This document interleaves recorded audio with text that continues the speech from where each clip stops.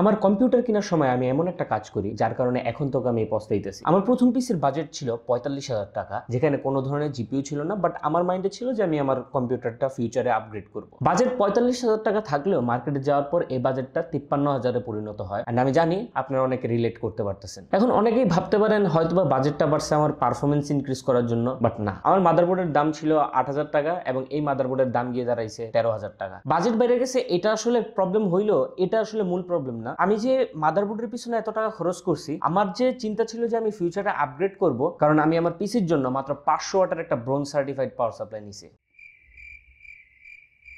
কিন্তু তখন অনেক লেট হয়ে গেছিল, কারণ আমি মাদারবোর্ডটা নিয়ে নিছি, এখন আর পিছনে যাওয়ার কোনো সুযোগ ছিল না। কিন্তু পরবর্তীতে চিন্তা করলাম হয়তো বা পরে পাওয়ার সাপ্লাইটা আরেকটু ভালো নিয়ে নিব না, বাট ওইটা আর নেওয়া হয় নাই। এখন ওই পাওয়ার সাপ্লাই দিয়ে চলতেছি। প্লাস আরেকটা ভুল যেটা করছি, আমার সিস্টেম যেহেতু Ryzen 5600G এর একটা সিস্টেম, অ্যান্ড মাদারবোর্ড যেহেতু একটা B450 মাদারবোর্ড, এই মাদারবোর্ডে Gen 4 SSD সাপোর্ট করে না। তো আমি চাইলে একটা Gen 3 SSD নিয়ে ক্যাপাসিটিটা একটু বেশি নিতে পারতাম। হেন্স এখন আমার সিস্টেমে দুইটা Gen 4 SSD, যেগুলোকে যতদিন আমি একটা আপগ্রেডেড সিস্টেমে না নিতেছি, এগুলো ফুল পোটেনশিয়াল আমি নিতে পারবো না। এই সমস্যাগুলো হয়তো আমি কোনোদিনই ফেস করতাম না যদি জাস্ট মাথায় রাখতাম যে মাদারবোর্ডের পিছনে এত টাকা খরচ না করে জাস্ট অন্য কম্পোনেন্ট গুলোতে যদি এই টাকাগুলো খরচ করতাম। কারণ আমার সিস্টেমের জন্য আমি যে মাদারবোর্ড সিলেক্ট করছিলাম, that was more than enough. এবং আমি আশা করতেছি আপনি যখন ফিউচারে পিসি নেবেন, আপনি ফুল ফ্লেজ প্ল্যান করে যাবেন এন্ড দোকানদারকে খুব একটা সুযোগ দিবেন না। আজকের মতন আমি এখান থেকে বিদায় নিতেছি। চ্যানেলটাকে সাবস্ক্রাইব করে দেন, আর ভবিষ্যতে যদি এরকম টিপস পাইতে চান যার মাধ্যমে হয়তো বা আপনি পটেনশিয়াল একটা লস থেকে বাঁচতে পারবেন, তাহলে চ্যানেলটাকে সাবস্ক্রাইব করেন, কইতেছি সাবস্ক্রাইব।